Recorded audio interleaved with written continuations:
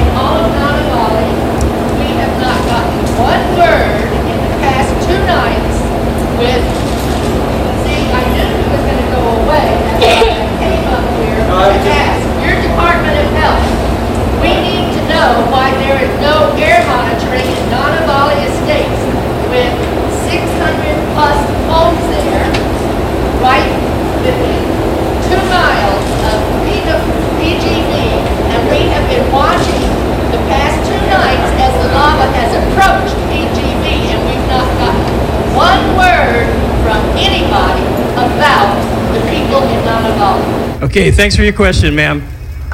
Thanks for your question. That's a common question. I took a lot of calls today, and there's a lot of questions, okay? You did not even know there was a back gate to Nanavali, Tom, which I'm very sorry, but we have to speak up and know for our... Okay, ma'am. Thank you. Thanks for your questions.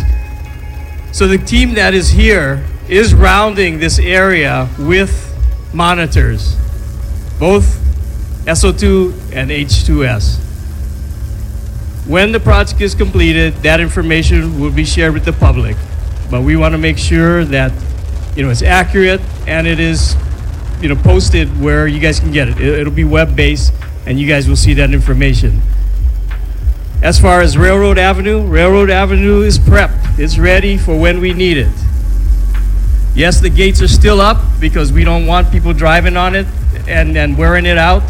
It's not going to be a road at this time, but for emergency use, if Nanavali needs access to get to Hawaiian beaches and further on, that road will be open. The Public Works is on board, and they've got staff that live in the area that can open that road right away.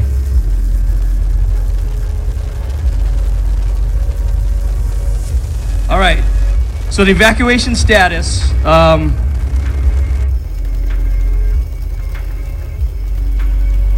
So we've got several neighborhood streets that are under evacuation status.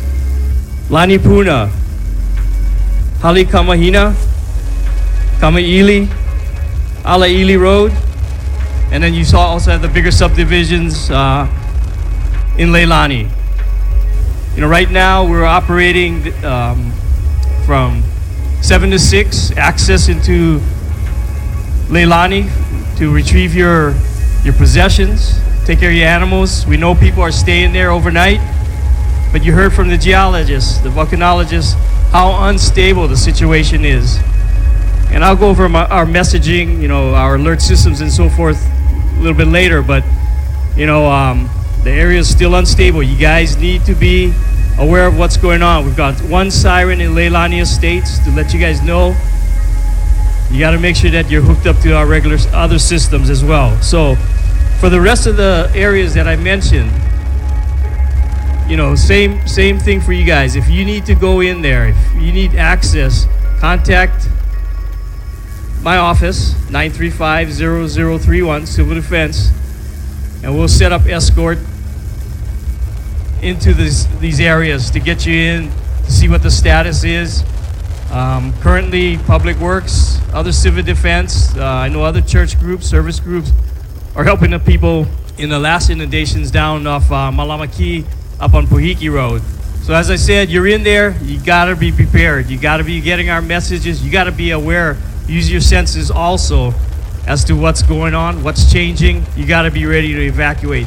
We've had a number of instances where we had to get people out at a sudden notice. We've had people get stuck in there. I know you guys are going off-road to access your properties, and you're making it tough for us. You got to do what you got to do. We're going to help you out if you get stuck, but be aware of your senses. Make good choices. Also, I know right now businesses are down, but we need vacation rentals to cease, especially in the lower Puna area. Water department is working on reactivating that well that's on Green Lake that Green Lake pool. But until that time, you're pretty much restricted to the tankers you got hooked up there, or the potable water tankers that the county's providing. So be aware of that. And it's not a safe place to bring tourists into at this time. It's too unstable. They don't know the area. Those are the people who are going to get in trouble. Okay, as I mentioned, the notification system. We've got one siren in the Leilani Estates, right in the center. If a vent opened it up there, that thing would be gone. Then we'd have to rely on our messaging system.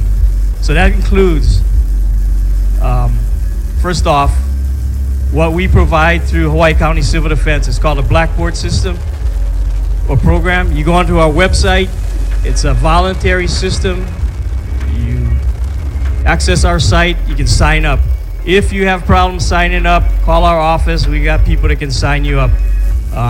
What that does is it'll give you a text message or phone call on a landline, but it'll give a text message, web, email. Also, it updates all our social media. Also, what we do is, in conjunction with that, we'll put out our messages on the radio. So you guys all know, I hope, if the siren goes off, the action you're supposed to take is to turn on your radio. We'll provide a radio message at the same time that we put out that siren so that you can turn on your radio and listen to directions. whether it's shelter in place or if you need to evacuate.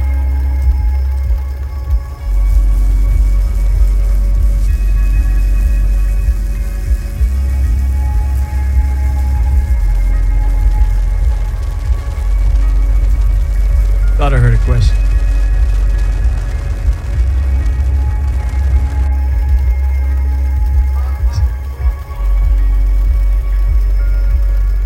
Well, we'll save that question for later. I'll be on the side. You guys can come up to me. Personal preparedness. Personal preparedness. Make sure you guys have your escape plans. Really, it relates to the question I just got. Right? You get our alert. You need to be ready to go. That means you need your important papers, whatever you need to take with you. If you're going to grab your animals or any goods, make sure you got to take them with you. As far as response, as soon as we get a reading in the monitors.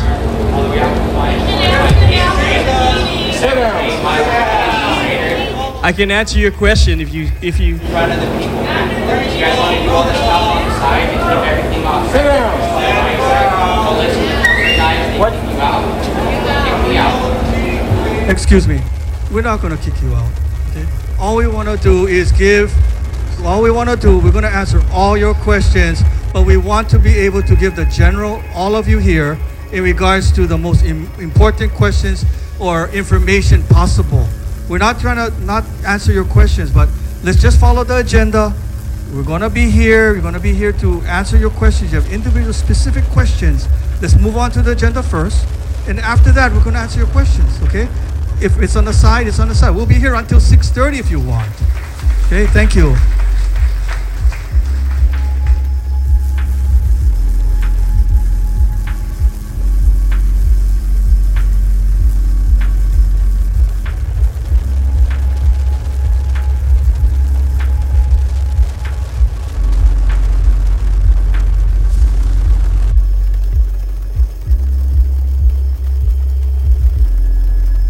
Good evening, everyone. My name is Merrick Nishimoto, Deputy Director, Department of Public Works. And standing behind me is Don Smith, Head of the Big Island Department of Transportation State Highway System. Before I start, I'd like to call forward Neil Azevedo. Neil, could you please step forward? Neil, big bell. Okay. A big part of our success here for keeping the roads open and keeping people safe is because of this man here. Call him the gentle giant. Thank you. Big round of applause for him, please. Because of his work, we have some of the roads still open. Okay, at this time, 132 is open.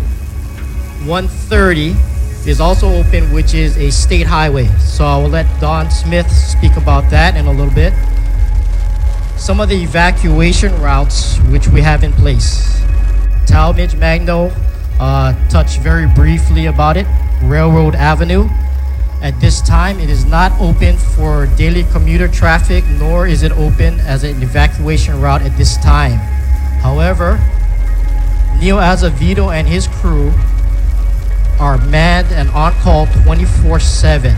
So if the need arises, we can open that road up very quickly.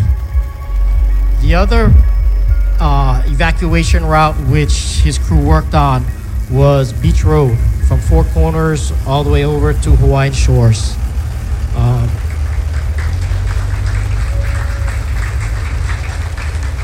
Thank you. The other potential evacuation route which is being currently worked on by the state DOT is Chain of Craters Road. So at this point, I would like to turn over the mic to Don Smith to talk about Highway 130 and also Chain of Crater Roads and any other topics you may want to talk about tonight. Don?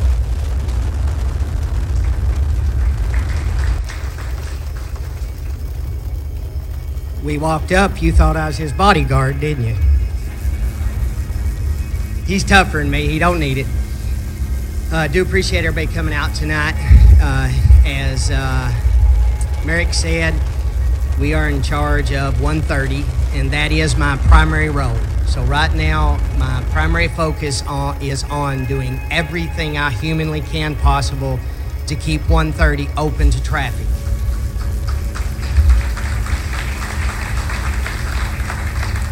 I will continue to do that. We currently, as you know, have the plates. I have a plan that if the heat goes up, that I can insulate that and cover it and still remain to keep it open, hopefully. I have a plan after that that includes some heat insulated concrete and steel that I can bridge it as well. So that will remain to be my primary objective.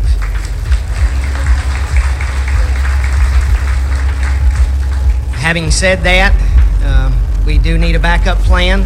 I am now currently coordinating with the National Park System to get everything in place to open up Chain of Craters as an emergency evacuation route. You know, I could kind of get used to this applause. Well, I'm kind of keeping it light, but it's very serious. And I'm taking it very serious. And we're going to do everything that we can to be able to maintain that access. So we are working also on Highway 11. There was some damage there due to the earthquakes. We are working on some active monitoring at those sites so that we can keep eyes on them and be able to react as quickly as possible. So, like Merrick, I'll be around afterwards to answer some questions if anybody has, and I really appreciate it. Thank you.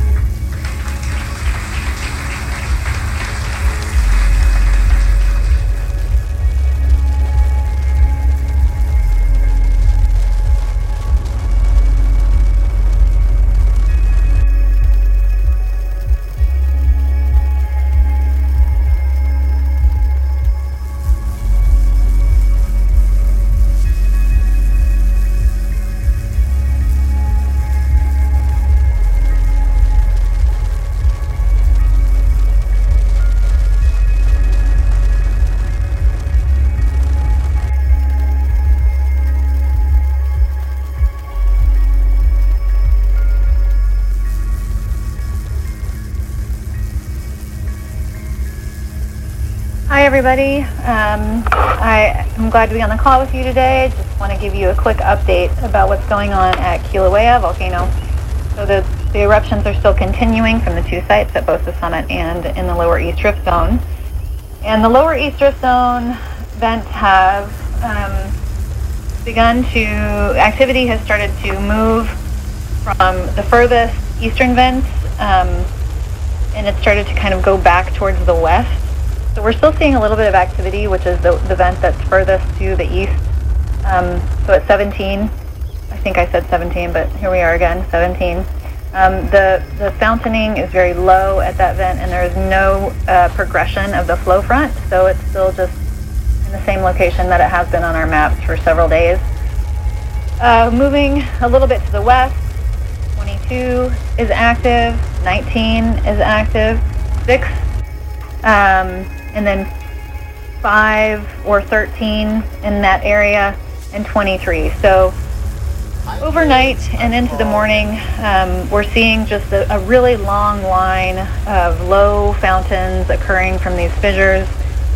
Number 22 seems to still have the main focus of activity, with heights going up to, again, about 200 feet above the vent level for the fountain heights.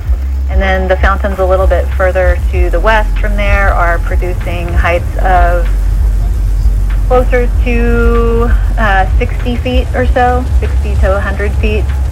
And the lava flows from those are issuing towards the south, and the ocean entry is still active. It has started to propagate towards the west. So there's a wide swath of abandoned ocean entry channel on the eastern edge of where the ocean entry is now.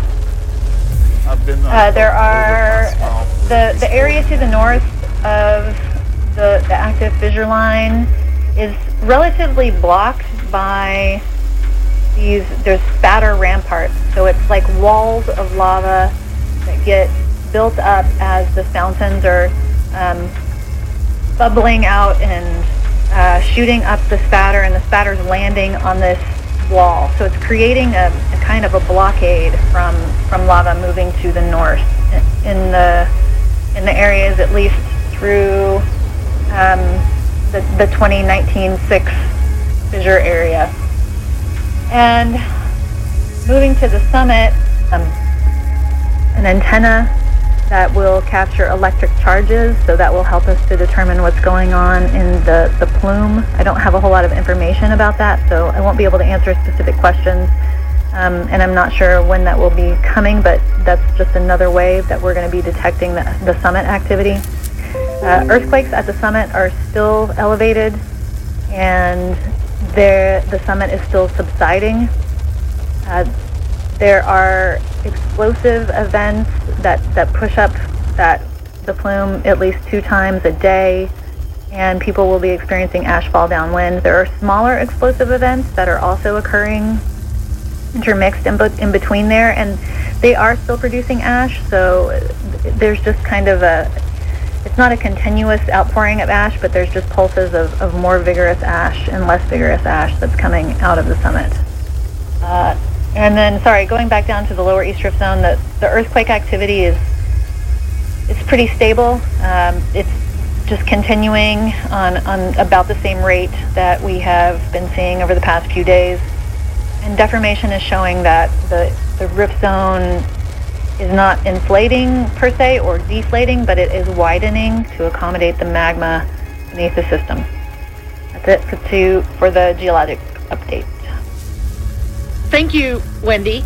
Yesterday you spoke briefly about the methane explosions, and since then we've gotten quite a few emails from reporters asking about methane explosions and about the blue flames that we posted on our Facebook page.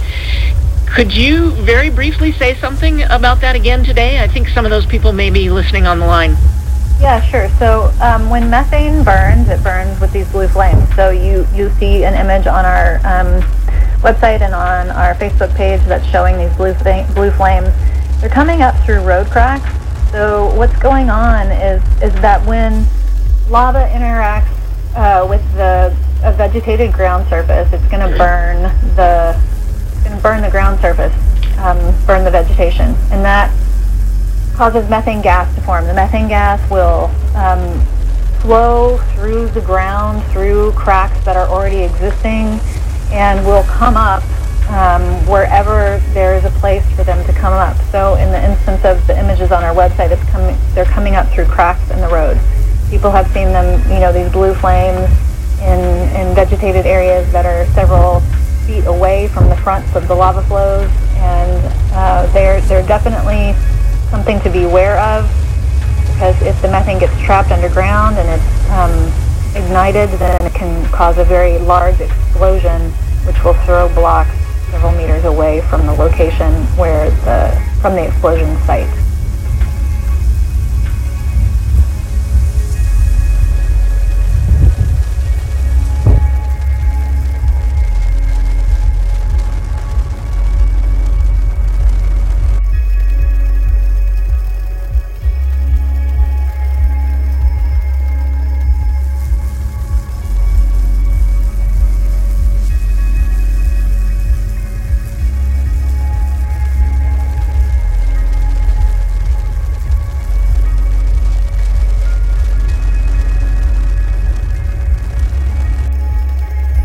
Hi everybody, I'm glad to be on the call with you today. Just want to give you a quick update about what's going on at Kilauea volcano.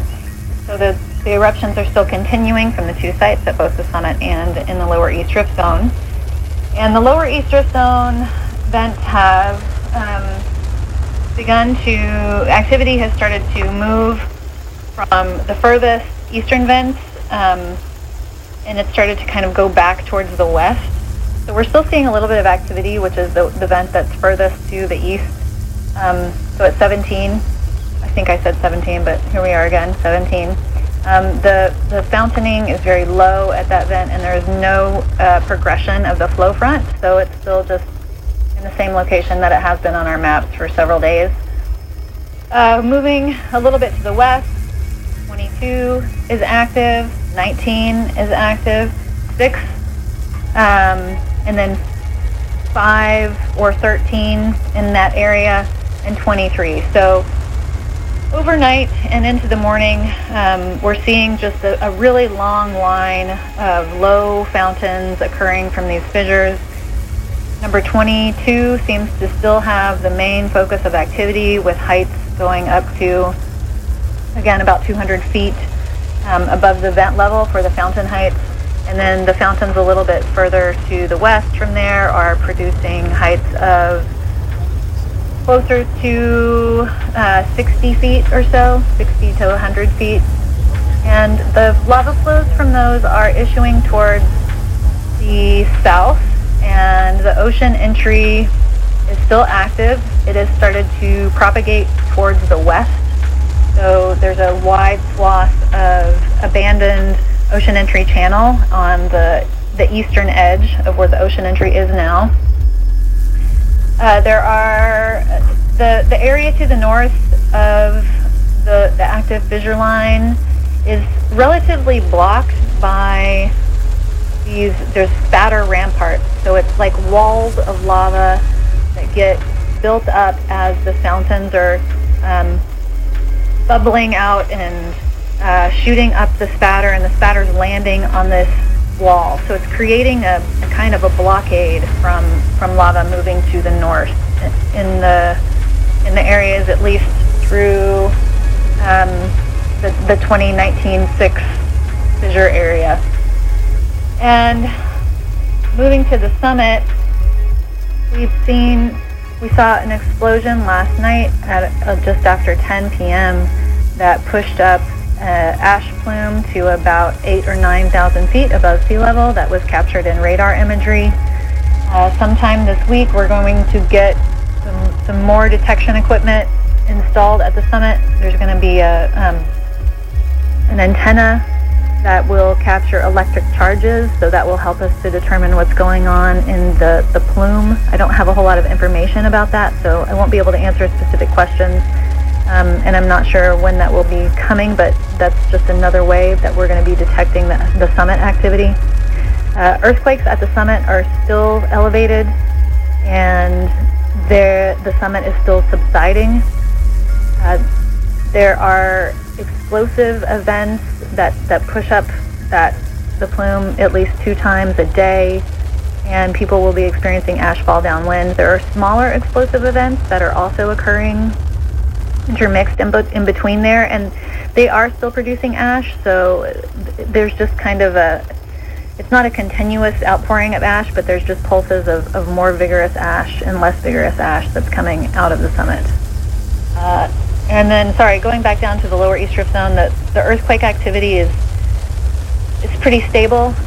It's just continuing on about the same rate that we have been seeing over the past few days. And deformation is showing that the rift zone is not inflating per se or deflating, but it is widening to accommodate the magma beneath the system. That's it for the geologic update. Thank you, Wendy.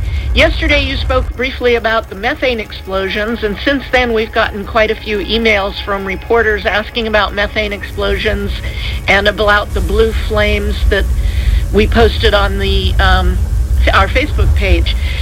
Could you very briefly say something about that again today? I think some of those people may be listening on the line. Yeah, sure. So when methane burns, it burns with these blue flames. So you see an image on our website and on our Facebook page that's showing these blue flames. They're coming up through road cracks. So what's going on is that when lava interacts with a vegetated ground surface, it's going to burn the ground surface, burn the vegetation, and that causes methane gas to form. The methane gas will flow through the ground, through cracks that are already existing, and will come up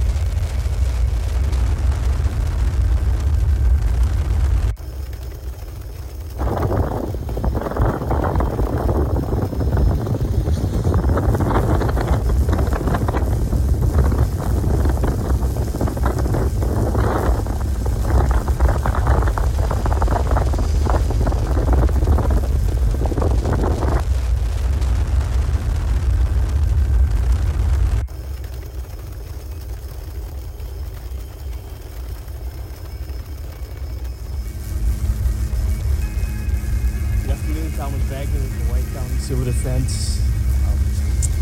The lava activity continues, and all of our operations are working today. Let's see, we have several overflights that report continuous, pretty vigorous activity, which means that we still got high SO2. And so, we've got the mitigations going on with that.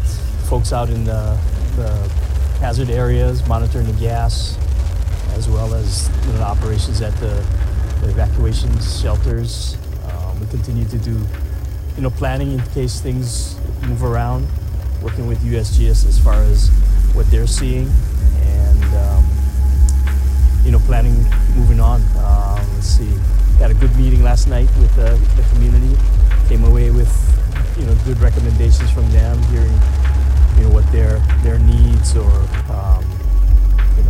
what they see we could be doing better, and so trying to work on some of that the items that came up last night. What were the items? What were those recommendations that came out? Well, some of them were as far as having more access to the monitoring of the gases. Right now, the online product that we're having is just in-house. It's not ready to be released to the public. But we put out in our morning message, there is that the University of Hawaii volcano management project site that actually shows monitoring. And that site's actually been around for a while. They initially were doing it for Hawaii Volcanoes National Park to track the SO2 and the particulates up there. But then it's been developed to incorporate these lower vents as well. And it kind of shows a model that's going to be happening at least 24 hours out, so people can kind of know what's going on. And basically in this area with the trade winds being pretty much locked in, it shows you that the winds coming from the northeast is going to be pushing the SO2 and any gases to the southwest, so that's going to be a current condition for a while. So just preparing our messages to cover all the services that we're offering. I think the math, something that started today with more particulate mass being delivered for folks, as well as people downrange of the vents being careful with the SO2. I understand there's some ongoing concerns about the 130 area, and there are also preparations in place with the National Guard regarding the ability to airlift out if necessary. Can you speak a little bit to one, what the situation is in the 130 area, and two, about the plans in place if they are needed if 130 is compromised? Sure. So, with along with the National Guard, and then General Hara, who is now the dual commander for active duty and the National Guard, it allows the capacity that we can use those different forces assets. And so they've got a number of ships, both up at PTA and down Hilo, just ready for deployment if we get to the position where a lot of people are isolated down in those regions. I think what we've tried to focus on with all our messaging is that people recognize the possibility of the isolation out there, that they need to be prepared, that we want them to be in place prior to any isolation, so that the folks that are planning to stay down there, that's what the plan is. For folks that don't want to be isolated, they've moved out already, or they're prepared to move out pretty quick. Is there any update on the activity in the 130 area? I understand there were some heat issues or some movement that USGS was tracking. That may be a question for Dr. Jim as well. Right. Dr. Jim, that would be a good question for him. But DOT, Department of Transportation, state government, and our public works continue to watch those plates up there. They had, there's a big quarry up across on the other side, and that company took in a big tractor trailer with a big lowboy tractor, and I kind of watched the video or what they shot, and they crossed those plates fine. But they continuously watch it every day, multiple times a day, take the temperatures, watch the conditions of the plates. They're concerned about that. And I think Don Smith talked about some other mechanisms that they have coming in to, I guess that would be better than those metal slabs and silt plates. So we've got, we're working on it, we're watching it because we know right now that's our only way in and out of that place. How concerning? Very concerning. That's why we're eyes on all the time.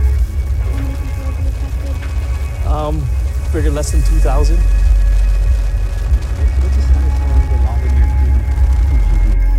The lava at PGV seems to be kind of, it's really active. The fissures that are just south of PGV are really active, but most of the volume is just headed south, downslope.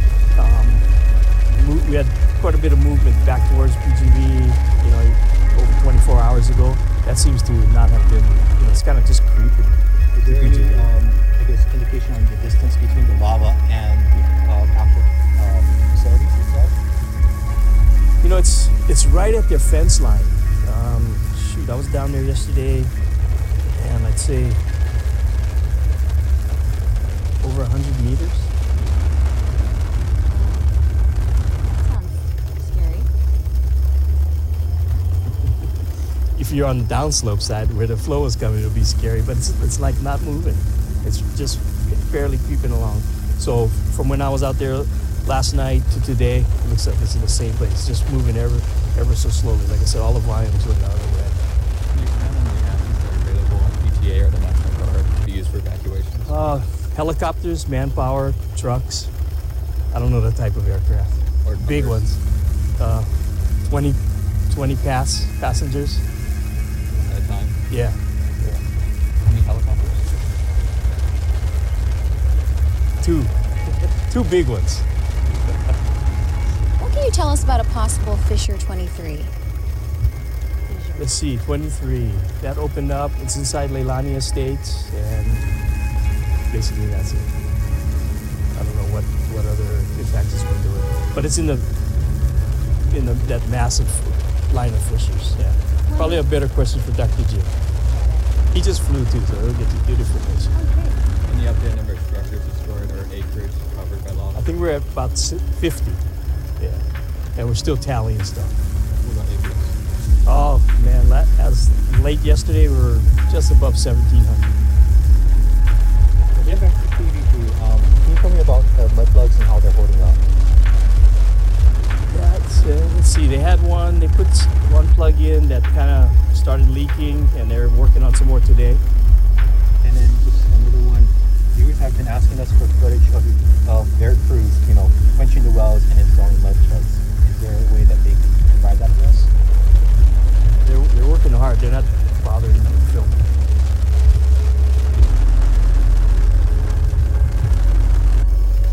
So there's leaking going on there on KS-14? No, they're not working on KS-14.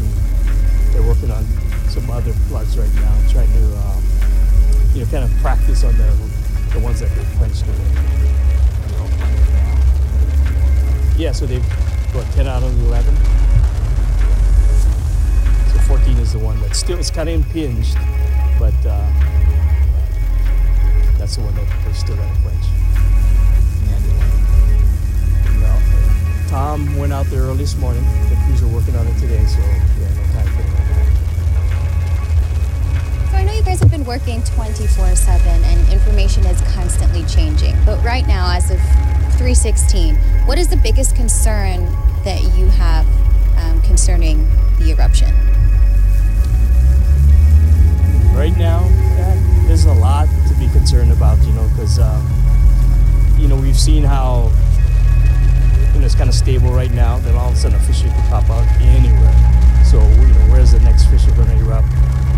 That we're going to have to take immediate action to get, because we know there's people we're between the hours of 7 and 6 right now, so people are legitimately supposed to be in Leilani Estates. So we know if something just broke out and just started flowing in there, we'd have to go get people out of there. Or if something opened out outside the area that we're going to be looking at.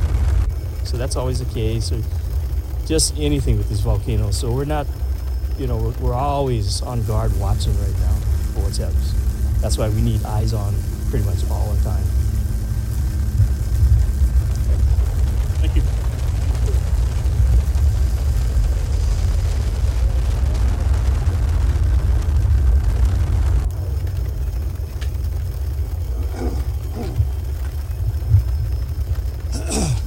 My name is Jim Kilauea. I'm with the U.S. Geological Survey's Hawaiian Volcano Observatory. So a summary of today's activities. The fissures right in the central area on either side of Kilauea are still active, 22 to 6, including 13, which is really, really close to 5, so I'm not sure they're different fissures. That's the central area. It's fountaining quite high, large lava channels going south from these fissures. These are also the same ones that are facing their backside. They're facing PGV. Each of the fountains is surrounded by a perched rim, so that the fountains actually feed the little pond around them, and then that goes into the channel. So it's the minor overflows from this rim that have made progress a little bit towards PGV, but not very far, and they're very slow. Let's see, aside from this very active area in the center of the fissure area, there is minor activity on either end. Fissure 17 on the east side is still spattering a little bit. Fissure 8 reactivated sometime this morning with a couple of small Kilauea flows. In addition, there is the 613/5 side has produced another flow right down the west side. As of 12:30, it was about a couple hundred meters from the ocean on the west side of the fissure 22 flows, and we expect it to go to the ocean anytime this afternoon. At the summit, there are still frequent ash emissions. There was a relatively big one about 11 o'clock this morning, 10 to 11 o'clock. Let the ash down with questions. Can you provide clarity on the 130? What's happening there?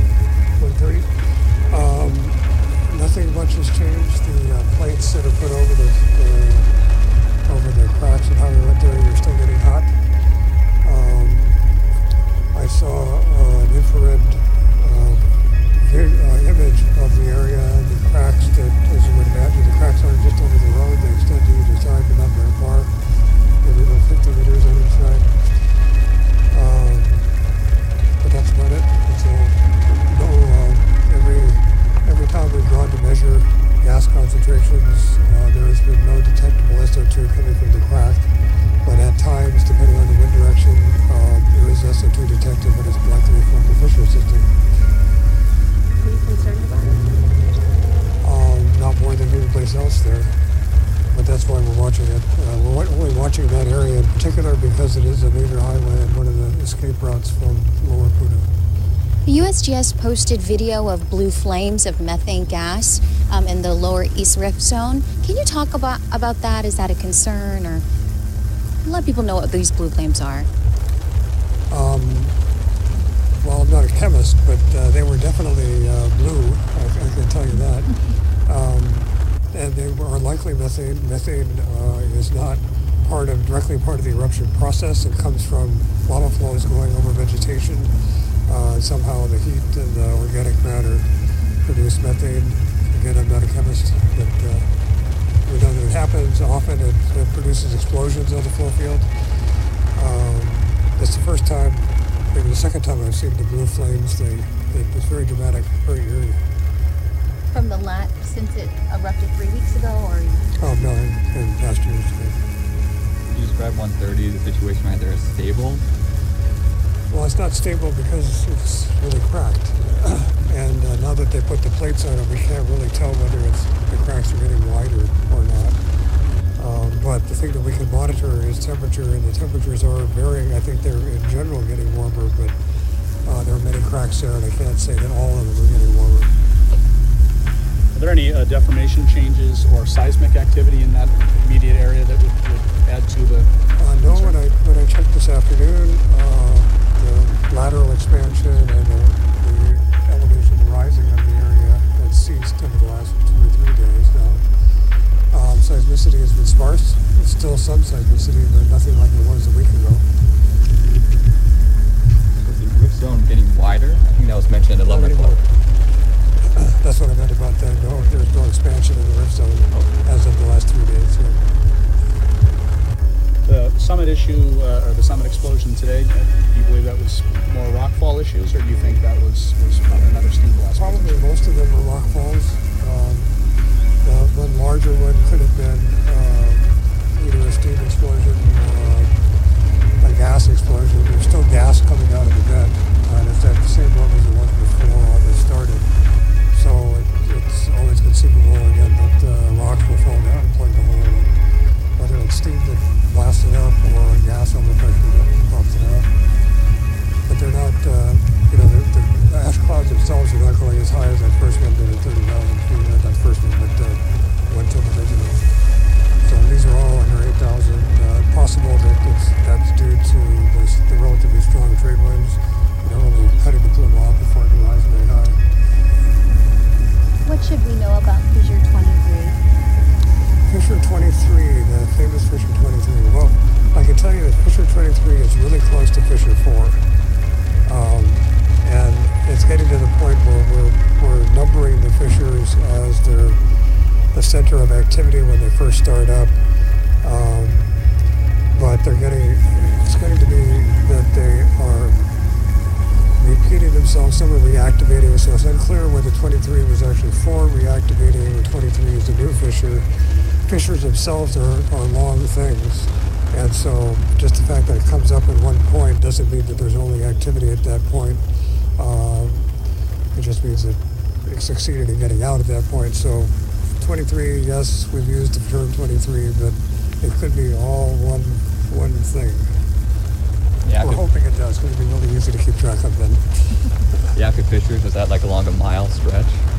Yeah, it's actually a little bit shorter than a mile, but yes, those active fissures, there seem to be, I hesitate to use the word, but it seems to be centralizing activity in that area because it's been like that for a few days, and the ones that are on the periphery seem to wax and wane a little bit less than the ones farther out. But this eruption has not shown much regularity about things, so I hesitate to draw conclusions there. And there's that one flow that's kind of going a little bit to the west toward the ocean. Is that more towards Mackenzie Park? No, it's right down the edge, the western edge. Right on Okay. When you look at eruptive activity in the past on Kilauea, is it common for fissures to activate, deactivate, and reactivate? I've said this before, the 1955, which is kind of our leading model for the eruption, did exactly the same thing. It came up in very small eruptions, initially small lava pads. The first one was actually right at Honolulu, so the Fuji Decline is on the first 1955 lava pad. And then there were several lava fissure eruptions, short ones like this, all the way down towards Kapoho. They did not go in a line, they popped around just like this one does. There were 3 or 4 of the fissure eruptions that produced voluminous flows that either made it very close to the ocean or into the ocean. That eruption lasted on the order of 3 months. So, there was a lot of popping around, a lot of pausing between activity. But, so again, it's still kind of the model that we keep in mind for a comparison with this activity. How tall are the spatter cones now? Are they not just spatter itself, the actual cones? It's been a little bit difficult to measure because, we're doing it the old-fashioned way with vertical angles and estimating the distance and such. But the numbers that I've seen are on the order of 150, 200 feet high.